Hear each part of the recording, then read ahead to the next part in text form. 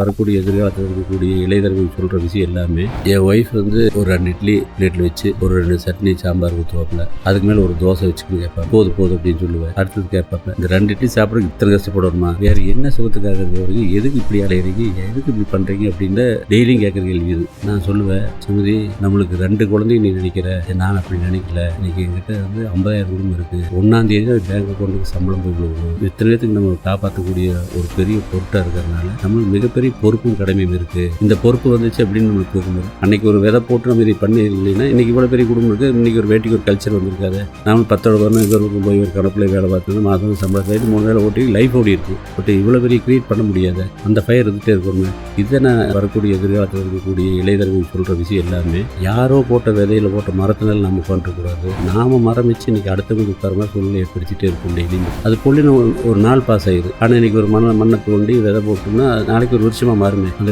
வேலை யார் பண்ணுறது? நாம தான் பண்ணணும். இந்த உணர்வு வந்தாலே போதுமே.